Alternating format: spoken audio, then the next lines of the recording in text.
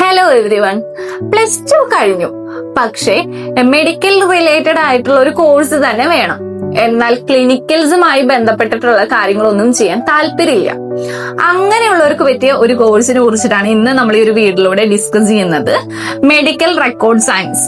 So ഈ ഒരു കോഴ്സിനെ കുറിച്ചും ഈ ഒരു കോഴ്സിന്റെ സ്കോപ്പിനെ കുറിച്ചും അഡ്മിഷൻ പ്രോസസ്സിനെ കുറിച്ചൊക്കെയാണ് നമ്മൾ ഇന്ന് ഈ ഒരു വീഡിയോയിലൂടെ ഡിസ്കസ് ചെയ്യാനായിട്ട് പോകുന്നത്. So welcome back to our channel.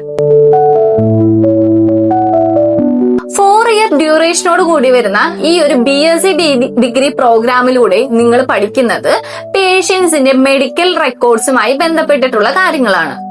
കുറച്ചും കൂടി സിമ്പിൾ ആയി പറഞ്ഞു കഴിഞ്ഞിട്ടുണ്ടെങ്കിൽ, ഇപ്പൊ ഹോസ്പിറ്റൽസിൽ വരുന്ന പേഷ്യൻസിന്റെ അവരുടെ ഇപ്പോ പേഷ്യന്റ് ഹിസ്റ്ററി എടുക്കുക, അതുപോലെ തന്നെ അവരുടെ ലാബ് റിപ്പോർട്ട്സ്, ഡയഗ്നോസിസ്, പിന്നെ അതുപോലെ തന്നെ ട്രീറ്റ്മെന്റ് ഹിസ്റ്ററി, പേഷ്യൻസിന്റെ ഹിസ്റ്ററി, ഇങ്ങനത്തെ കാര്യങ്ങളെല്ലാം ഹോസ്പിറ്റൽസിൽ റെക്കോർഡ് ചെയ്ത് വെക്കും.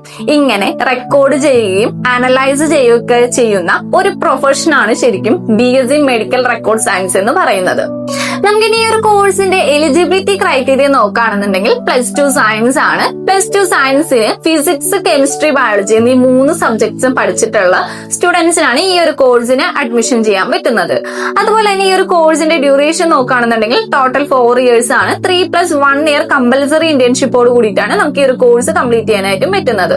ഹോസ്പിറ്റൽസിൽ വളരെ ഇമ്പോർട്ടന്റ് ആയിട്ടുള്ള ഒരു ഡിപ്പാർട്ട്മെന്റ് തന്നെയാണ് മെഡിക്കൽ റെക്കോർഡ്സ് ഏരിയ എന്ന് പറയുന്നത്. അതുകൊണ്ട് തന്നെ ഹോസ്പിറ്റൽസിലും ഹെൽത്ത് കെയർ ഡിപ്പാർട്ട്മെന്റിലൊക്കെ ഒരുപാട് ഓപ്പർച്യൂണിറ്റീസ് ഉള്ള ഒരു ഫീൽഡ് തന്നെയാണിത്.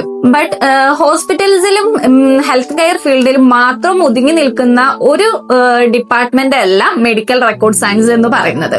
ഇൻഡസ്ട്രിയൽ ഫീൽഡ്സിലും കൂടിയും നിങ്ങൾക്ക് ഈ ഒരു കോഴ്സിന് ശേഷം ഓപ്പർച്യൂണിറ്റീസ് വരുന്നുണ്ട്. ഇപ്പൊ ഇൻഡസ്ട്രിയൽ ഫീൽഡിൽ എന്ന് പറയുമ്പോൾ എല്ലാവരും ചിന്തിക്കുന്നുണ്ടായിരിക്കും അത് എങ്ങനെയാണ് എന്നുള്ളത്. ഇപ്പൊ ഇൻഷുറൻസ് കമ്പനീസിലൊക്കെയാണ് നിങ്ങൾക്ക് ഒരു കോഴ്സിന് ശേഷം വരുന്നത്. ഇപ്പൊ ഇൻഷുറൻസ് കമ്പനീസിൽ എങ്ങനെയാണ് ഈ ഒരു കോഴ്സ് പഠിച്ചതിന് ശേഷം നമുക്ക് വാക്കൻസീസ് വരുന്നത് എന്നുള്ളത് നിങ്ങൾ എപ്പോഴെങ്കിലും ചിന്തിച്ചു നോക്കിയിട്ടുണ്ടോ?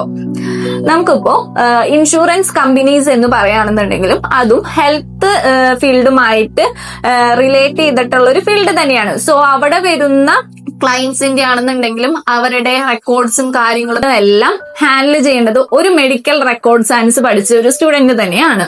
സോ ഈ ഒരു കോഴ്സിന് ശേഷം ഹോസ്പിറ്റൽസിലും അതുപോലെ തന്നെ ഹെൽത്ത് കെയർ ഫീൽഡിലും ഇൻഡസ്ട്രിയൽ ഫീൽഡ്സിലും കൂടിയാണ് നിങ്ങൾക്ക് ഒരു കോഴ്സിന് ശേഷം ജോബ് ഓപ്പർച്യൂണിറ്റീസ് വരുന്നത്. നമുക്ക് ഈ ഒരു കോഴ്സിലെ സിലബസ് ഒന്ന് നോക്കിയാലോ. Health information management, electronic health records, medical coding and classification, hospital administration, anatomy and physiology, medical terminology എന്നിങ്ങനെയുള്ള സബ്ജക്ട്സ് ഒക്കെയാണ് നിങ്ങൾ ഈ ഒരു കോഴ്സിൽ പഠിക്കുന്നത്. നമുക്കിനി ഒരു കോഴ്സിന് ശേഷം വരുന്ന ജോബ് ഓപ്പർച്യൂണിറ്റീസ് നോക്കുകയാണെന്നുണ്ടെങ്കിൽ മെഡിക്കൽ റെക്കോർഡ് ഓഫീസർ, അതുപോലെ തന്നെ health information manager, medical coder, clinical data analyst എന്നിങ്ങനെ ഗവൺമെന്റ് ആൻഡ് പ്രൈവറ്റ് ഹോസ്പിറ്റൽസിലും ഇൻഷുറൻസ് കമ്പനീസിലും ഒക്കെ ആയിരിക്കും നിങ്ങൾക്ക് ജോബ് ഓപ്പർച്യൂണിറ്റീസ് വരുന്നത്.